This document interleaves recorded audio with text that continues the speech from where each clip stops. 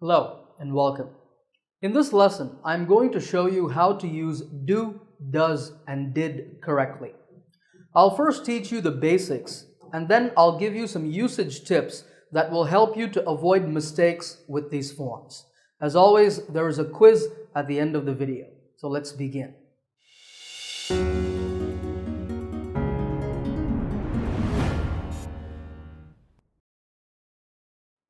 Before we talk about the uses of do, does, and did, you need to know the basic grammar rule with these forms.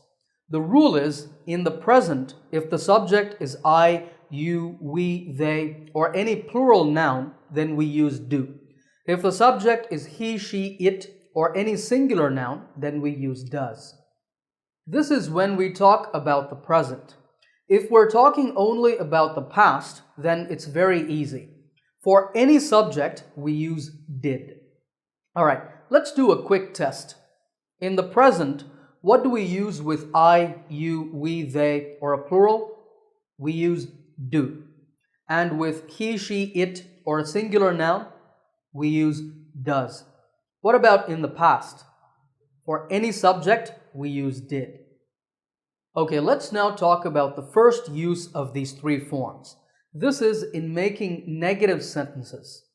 To understand this, let's first take a positive sentence. I like ice cream.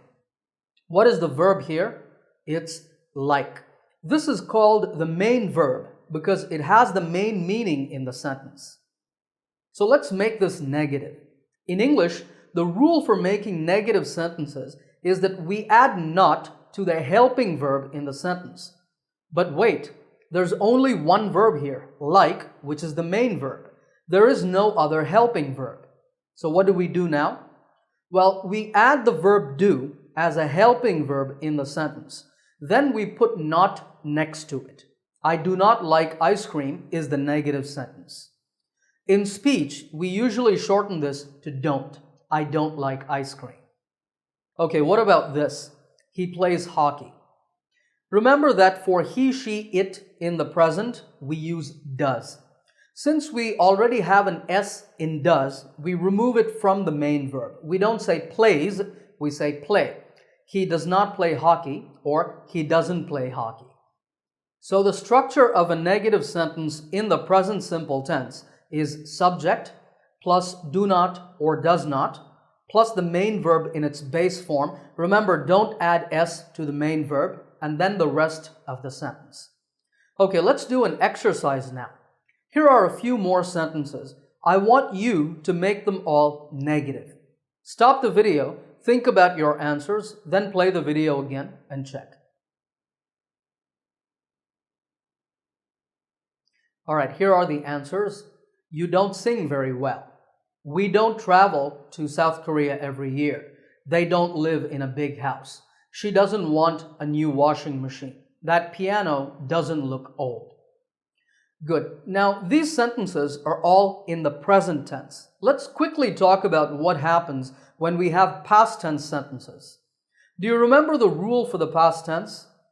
That's right. We use did for all subjects. So we just say did not or didn't plus the main verb in its base form. So here are the past tense negative sentences. I've made some slight changes to make them sound natural. If you want, stop the video, read these sentences, and make sure you understand. So this is the first use of do, does, and did, making negative sentences. Let's now move on to the second use, and this is in making questions. Here's an example. I look good in this shirt.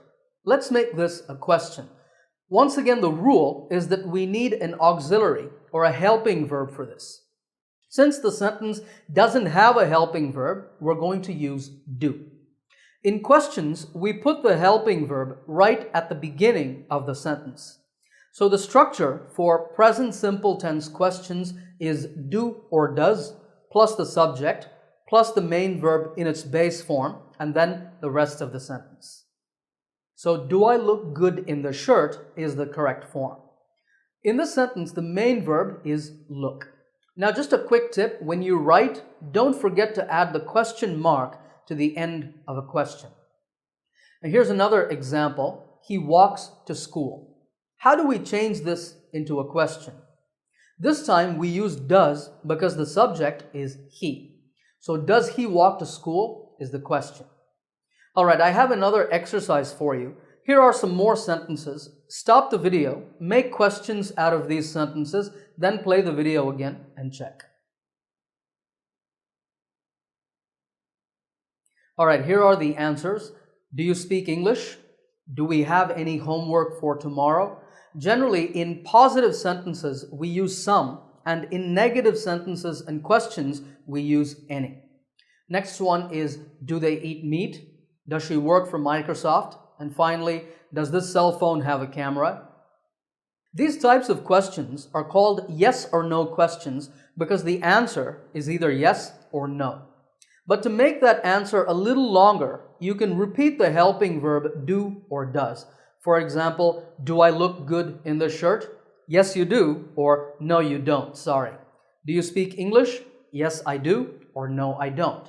Does he walk to school? Yes, he does, or no, he doesn't. Now, if a question asks about the past, you would use did. Yes, I did, no, he didn't, and so on. This type of short answer to a yes or no question is very common in real-life conversations. Another type of question is one that asks for information using a question word or phrase like what, when, where, why, how much, etc. Just put this word or phrase at the beginning of the sentence before do or does. So, how do I look in the shirt? How many languages do you speak? What homework do we have for tomorrow? Why don't they eat meat? What time does he leave for school? Where does she work? What kind of camera does this cell phone have? Etc. Okay, let's get back to our original questions. Now, all of these are positive. Do you know how to make the questions negative? Just add not before the main verb like you see on the screen. Do I not look good in this shirt? Do you not speak English? If you want to make a contraction in natural speech, then you use don't or doesn't. Don't I look good in this shirt? That's a very confident statement. Don't you speak English? Doesn't she work for Microsoft? And so on. Let's once again go back to the original questions. Now, up to this point, we've talked about questions in the present tense. Making past tense questions is very simple. You just use did in the place of do or does.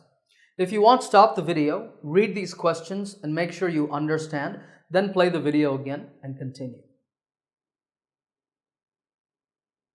Alright, now that you know the basics, let me give you some usage tips for do, does, and did. The first is with modal verbs. Take this sentence, I can swim. What's the main verb here? It's swim. Is there a helping verb?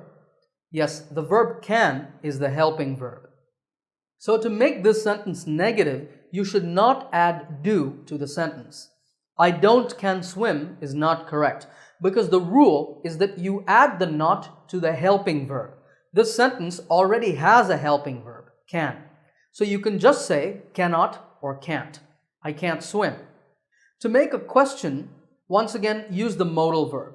Can you swim? It's the same thing with all the other modal verbs. Can, could, will, would, shall, should, may, might, and must. Use the modal verb itself to make questions and negatives.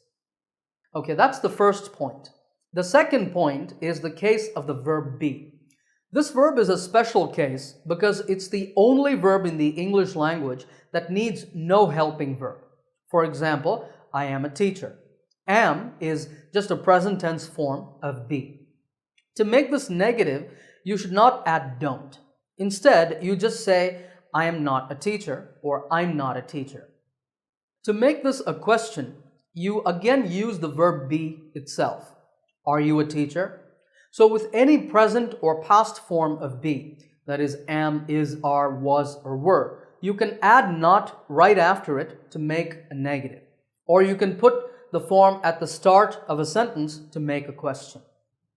Okay, point number 3 is the double do. What's the double do? Well, we know that every sentence has a main verb. In some sentences, do itself is the main verb. This is when we want to use do to mean simply to perform some action. For example, I do a lot of traveling in my free time. Notice the do is the main verb here. So how do we make this a negative? Well, the rule is the same. There's no helping verb, so we add another do and then put not next to it. I don't do a lot of traveling in my free time. So what would the question form be? It would be, do you do a lot of traveling in your free time? This type of double do is correct. Here's another example. He always does his homework on time. Can you make a negative statement and a question from this? Pause the video, think about it, then play the video again and check.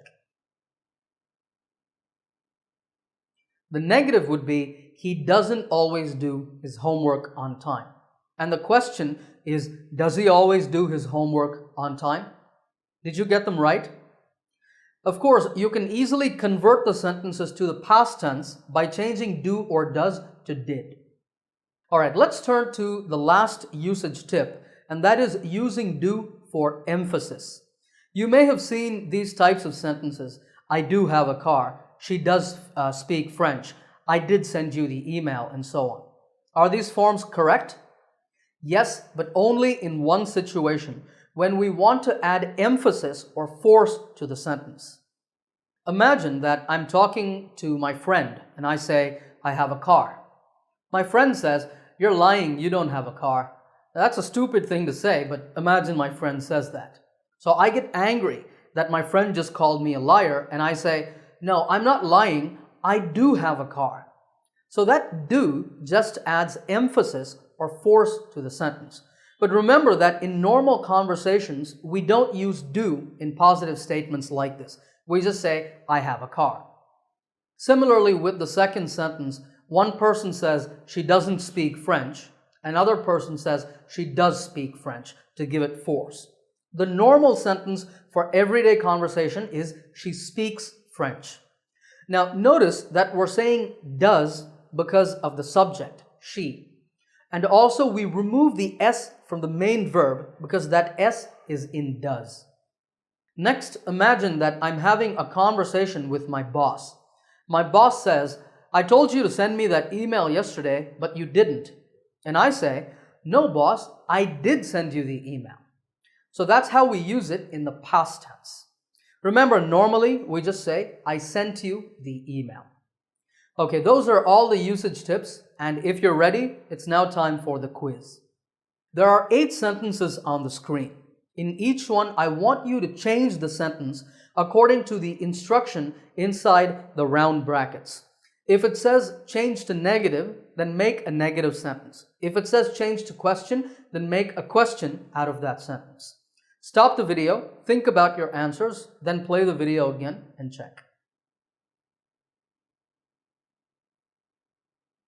Alright, here are the answers. How many did you get right? Let me know in the comments section below. If you liked this video, give it a thumbs up by hitting the like button. If you're new to my channel, make sure to click that subscribe button to get my latest lessons right here on YouTube. Happy learning, and I will see you in another lesson soon.